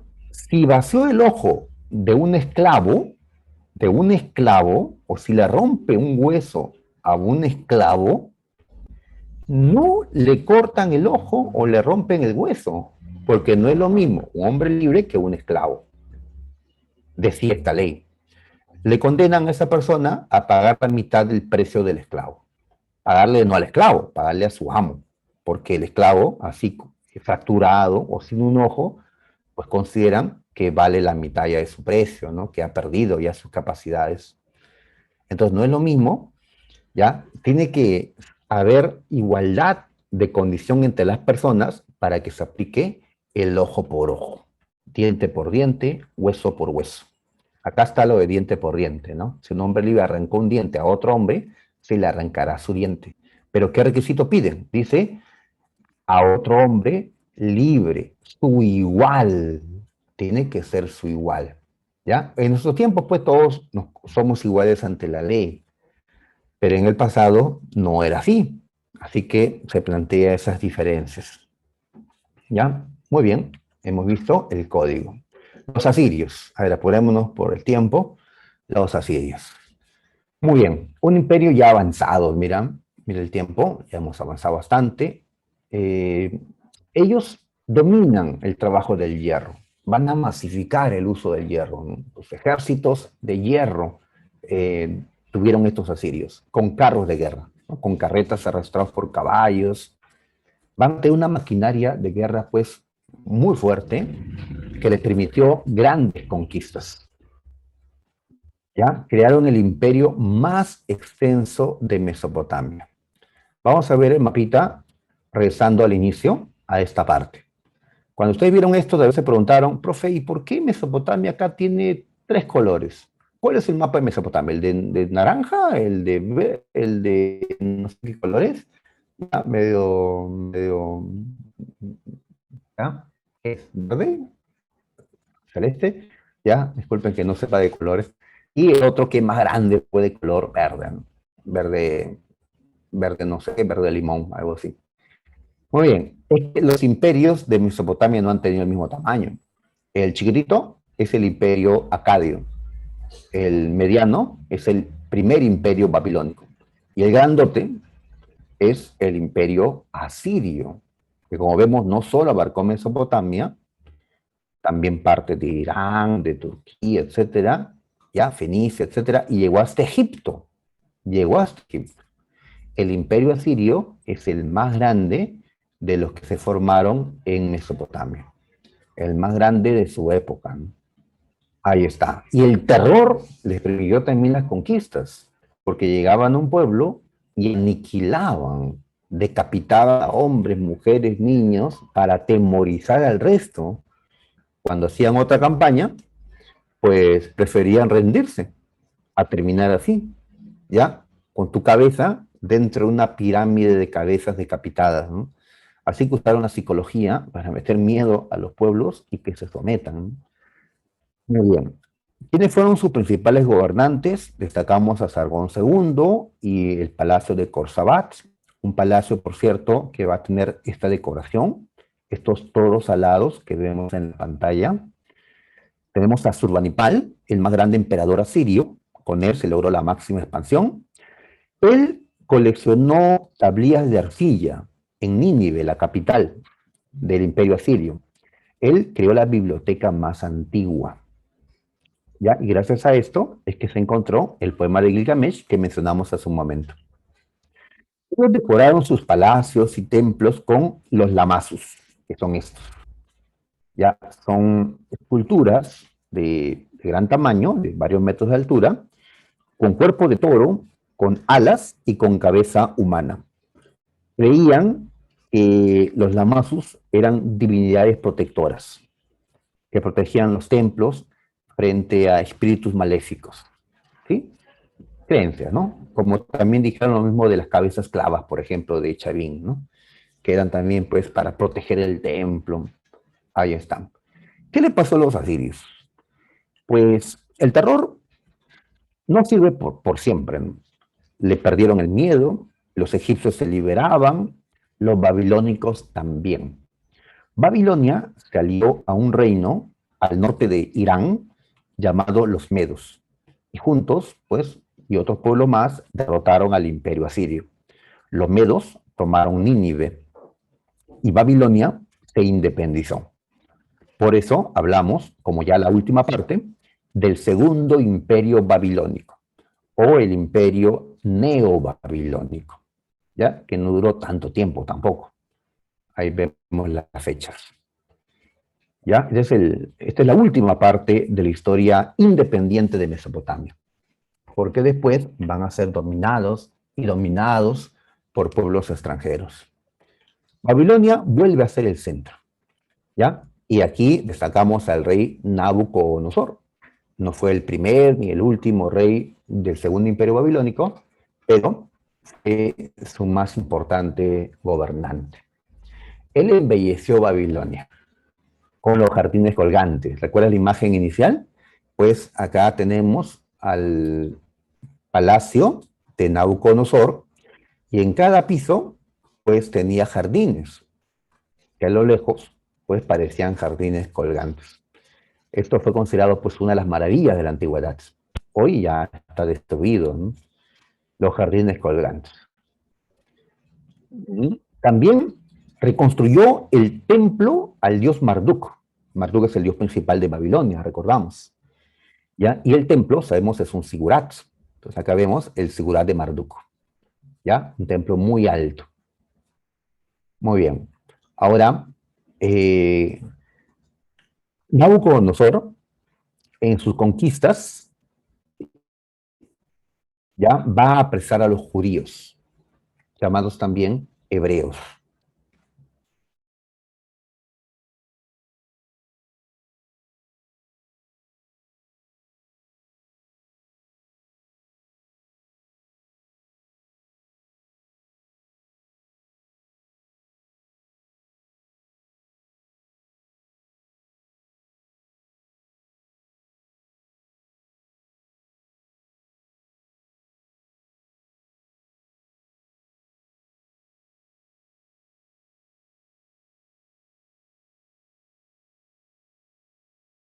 ¿no? A preguntarme algo. Ya quisiera. Entonces, decíamos que Nabucodonosor ya tomó las tierras donde vivían los judíos. Los judíos o hebreos estaban en Jerusalén y alrededores, en las tierras de Judea. Nabucodonosor los derrota y los lleva prisioneros a Babilonia. A esto se le ha conocido como el cautiverio judío o el cautiverio hebreo en Babilonia. Y cuando los judíos entraron a Babilonia, vieron que se estaba construyendo o remodelando, mejorando el Sigurat de Marduk. Entonces aparecer allí nació esta historia que está en la Biblia, el de la Torre de Babel. ¿Ya? En la imagen última se ve pues una construcción muy alta, ¿ya? Que parecía pues pretende llegar hasta el cielo, ¿no? La Torre de Babel. Entonces la Torre de Babel se existió, ¿ya? Fue el Sigurat de Marduk, ¿ya? Ahí están. Muy bien, después de Nabucodonosor, el esplendor no pudo continuar, apareció un imperio muy poderoso que acabó con los medos, o que los absorbió, mejor dicho, el imperio persa. Y los persas, con Ciro II el Grande, tomaron Babilonia. ¿Ya? Y Babilonia ya no se va a independizar más, ni Asiria, ni los sumerios o acadios. Babilonia seguirá existiendo mucho tiempo todavía, pero como capital de otros imperios. Su belleza hizo que hasta el gran Alejandro Magno decidiera vivir en Babilonia, ¿no? Muy bien, entonces vamos a dejar esta parte. Por cierto, sobre Babilonia, encontramos pues, encontramos nuevamente, vamos a compartir, ah, encontramos en YouTube videitos como este, ya, vamos a observar. Creo que no tiene sonido, así que no hay problema.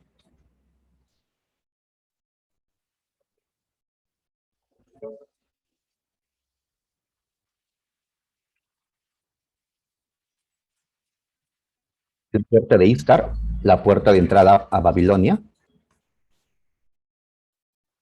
una puerta pues impresionante.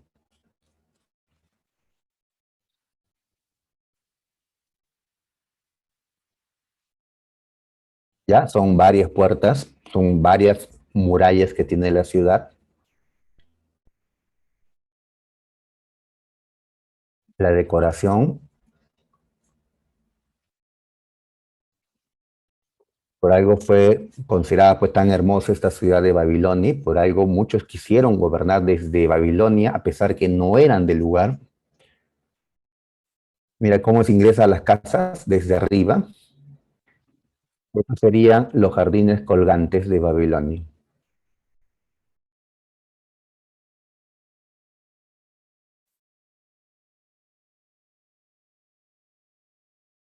Considerado una maravilla en la antigüedad.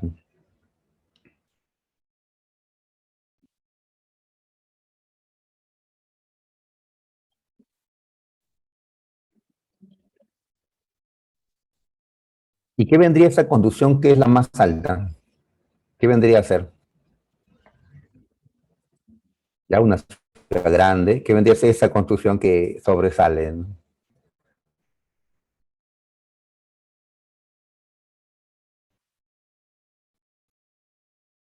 Vendría a ser pues el Sigurat de Marduk, ¿sí? O la Torre de Babel, como la Biblia le llaman. Claro.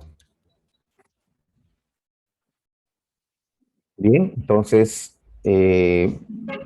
una ciudad, pues, ya, tremenda ciudad para su tiempo, ¿no?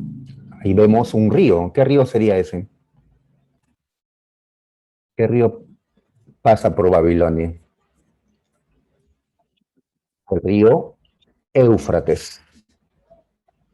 Éufrates. Bien, dejamos esto.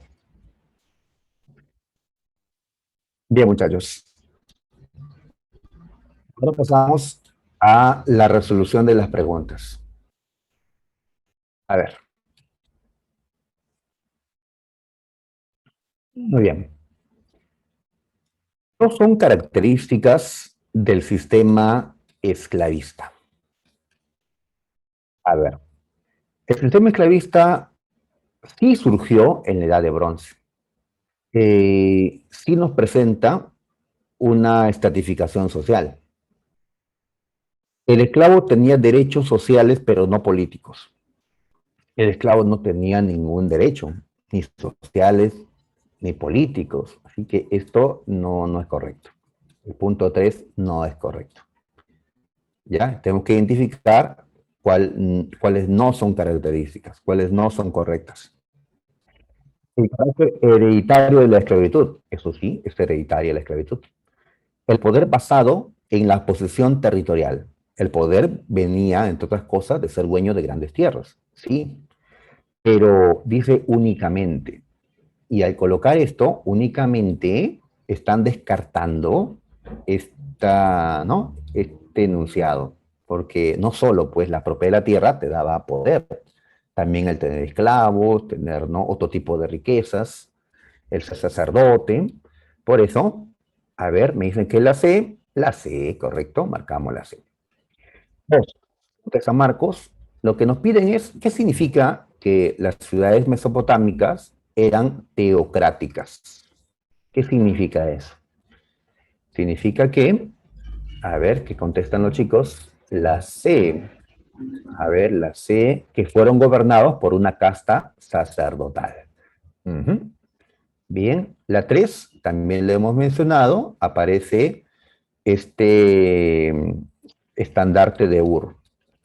¿Ya? Nos explican, bueno, pregunta de Eco, nos hablan de qué es lo que había allí. Dice que en la parte superior está el monarca con sus nobles, en niveles inferiores están los campesinos y pastores que llevan productos como tributos, los que habíamos visto. Entonces, ¿qué tipo de sociedad representa el estandarte de Ur? Así es, muchachos, la B, ya, estratificada. Ujú, correcto. ¿Ya? A ver, la 4, la creación de la rueda, el ladrillo, las ciudades-estado, fueron creados por babilonios, acadios, sumerios. ¿Quiénes empezaron con estos elementos? A ver, ¿qué dicen los chicos? Dicen, a ver, la...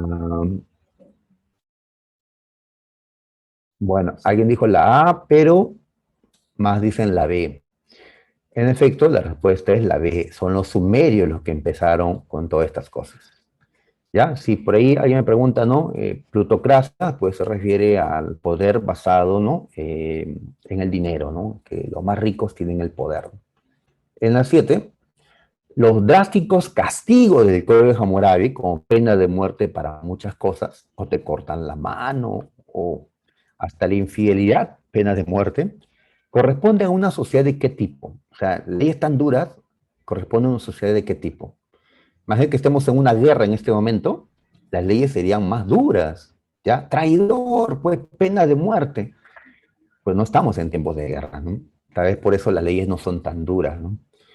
Pues el imperio babilónico era un imperio militarista. Tal vez por eso vemos pues la dureza de los castigos. En cambio, los sumerios, que no eran pues militaristas, eran teocráticos, pues castigaban con pagos, con compensaciones, ¿ya? Que corresponden más a sociedades mercantiles. Por eso marcamos dedo. En la 6, causas para la caída del primer imperio babilónico. El primer imperio, el de Hammurabi, ¿cómo cayó, recuerdan? A ver, rebelión de campesinos. A ver, ah, correcto, Ramos, García Guisado, Toledo, muy bien, la respuesta es la C, la invasión de hititas y de casitas. Así es, así cayó. 7, en las 7 nos han puesto estas imágenes, dice, representan la vida de los asirios, ¿sí? Es, ¿no?, la manera de vestirse los asirios. Según ella, podemos afirmar que, a ver, ¿qué vemos en las imágenes? Pues estos guerreros están trayendo cabezas decapitadas, ¿ya? Tal vez de los enemigos de los asirios. O este de acá, este enemigo, pues mira, le han clavado la lanza en el pleno ojo, ¿no? O a los otros, pues la crueldad, ¿no? La dureza, el terror, ¿no? Que los asirios utilizaron en sus conquistas. A ver, me dicen que es la C. Buscaron imponer el terror. Claro, el terror. 8. A ver, a ver. ¿En qué momento dice se mandó a construir la puerta de Istar, que vimos en ese pequeño video? Se reconstruyó el Sigurat de Marduk, ¿ya? Además, los jardines colgantes de Babilonia. Pues ¿en qué tiempo se hicieron esas tres cosas? Embelleciendo Babilonia, como vimos en el video. Pues eso fue en, ya, en el periodo neobabilónico, correcto, Toledo. A ver, la B me dicen, en el segundo imperio babilónico. Y quien era el gobernante, quien mandó hacer estas cosas fue Nabucodonosor II. Ujú. Muy bien. 9. Aporte cultural mesopotámico en la matemática. Aporte sería, a ver, numeración sexagesimal, sí, ellos desarrollaron esto. Vigesimal no, cero no había, álgebra no lo conoce. Así. Y la última, los sigurats, a ver, fueron templos. Ah, ¿qué funciones cumplen los sigurats? Sí, lo vimos. Ya, funciones. La B no me gusta porque repiten, religiosa y de culto, ¿no? Es lo mismo, ¿no? Ya, eclesial y económica, puede ser de ingeniería y religiosa, prefiero la A, religiosa y administrativa, como habíamos señalado, ¿no? Bien, muchachos, entonces ustedes resuelven la domiciliaria. Eh, bien, entonces, muchachos, faltan todavía 4 minutos para las 10, pero vamos a terminar, ya que tengo clases a las 10 en otro salón. Y al menos quiero estos 3 minutos, ¿no? Para ir a los servicios.